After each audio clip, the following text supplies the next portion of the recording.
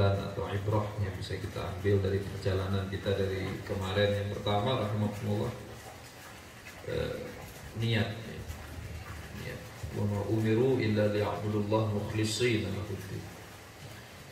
Kita sudah niatkan jauh-jauh hari, bahkan sejak Rajab, awal Rajab ketika kasus pandemi itu masih tinggi sekali.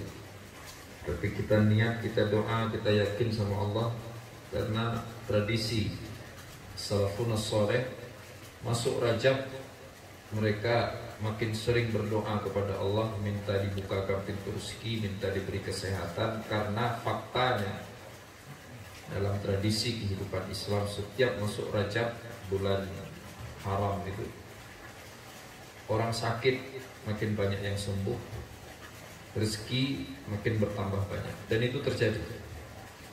Kalau antum masih ingat, saya ulang-ulang terus itu, jangan sampai ragu sama Allah.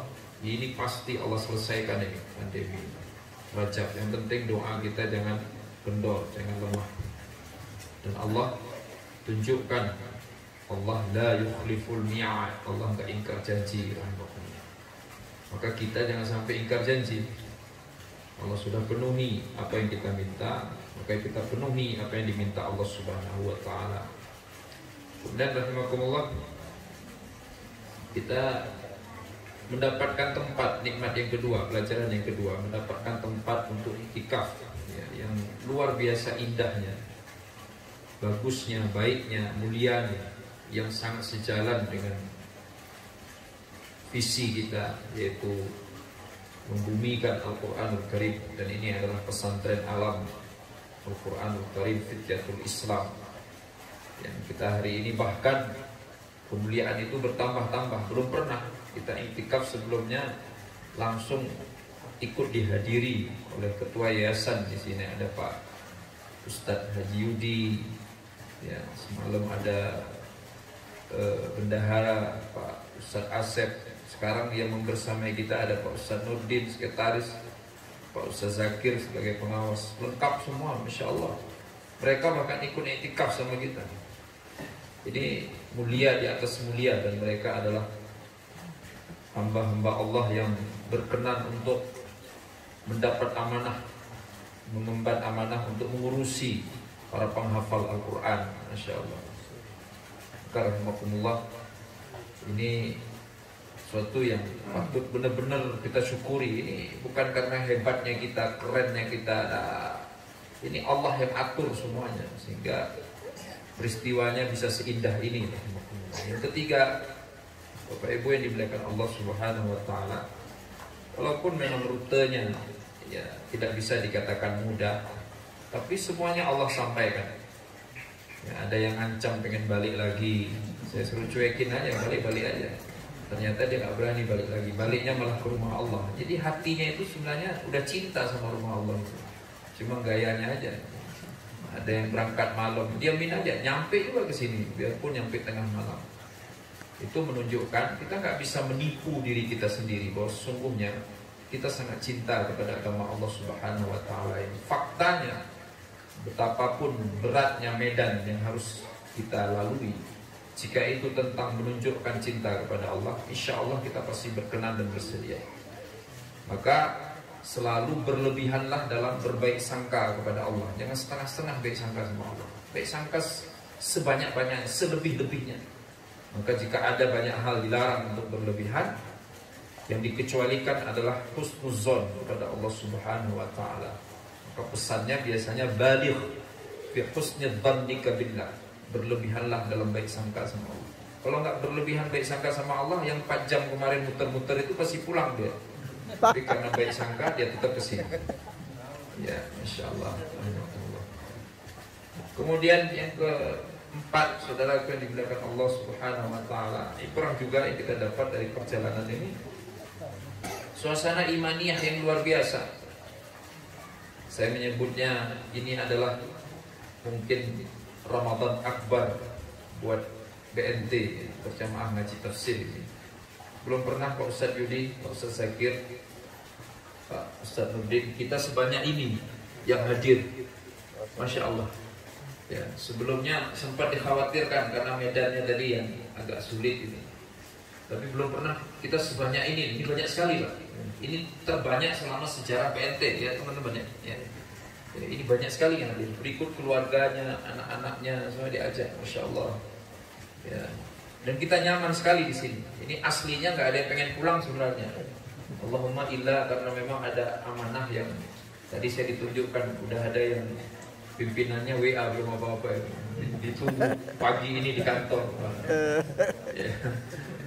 Jadi alhamdulillah ini masya Allah ya, nikmat di atas nikmat suasana iman seperti ini. Kemudian yang terakhir sekali saudaraku yang dimuliakan Allah Subhanahu wa taala ya, sampai detik ini nggak ada keluhan. Ya salam. Ya kan, nggak ada yang asam uratnya kambuh, pinggangnya sakit, ya kan, nggak ada. Nggak ada. Maka kenapa kita kadang-kadang sebagian orang curiga sekali sama Allah itu. Begitu disuruh iktikaf, nanti saya nggak sanggup kerja siangnya. Begitu disuruh ke rumah Allah, nanti saya capek dan sebagainya. Nah, Allah tidak mungkin membinasakan hambanya melalui ibadah. Nah, justru ketika Allah menciptakan manusia, manusia itu tubuhnya, jiwanya, raganya didesain untuk siap beribadah kepada Allah Subhanahu wa ta'ala. Maka yang merusak kita, yang membinasakan kita justru perkara-perkara di luar ibadah yang kadang-kadang kita anggap ringan, tapi justru itu menghancurkan. Semoga rahimakumullah ukhuwah Islamiyah ini tambah erat. Dan mungkin ini pertemuan bersama-sama kita yang terakhir sebelum memasuki Idul Fitri 1443 Hijriah insyaallah. Maka nanti kita biasanya kan Idul Fitri itu mencar ya kemana-mana, mencar buat dakwah gitu sana dia. Ada yang ke Surabaya, ada yang ke Malang, macam-macam itu. Nanti mungkin kita ketemu lagi pertengahan Syawal mungkin insyaallah. Maka saya pribadi, keluarga ingin menyampaikan mohon maaf kepada antum semuanya. Kalau mungkin, bukan mungkin lagi, udah pasti karena saya paling banyak ngomong. Orang banyak ngomong itu pasti banyak salah. Gak usah ngeles-ngeles lah. Pasti dia banyak salah. Karena lisan dia bukan lisan Nabi, lisan manusia biasa. Ya. Kemudian juga berterima kasih jazakumullah khairan katsiran kepada antum semua. Karena kehadiran antum-antum ini menguatkan kita. Karena kehidupan berjamaah itu udah pasti saling menguatkan. Kata Nabi, alaikum bil jamaah. Karena sendiri-sendiri itu kita bisa salah jalan, bisa kesasar.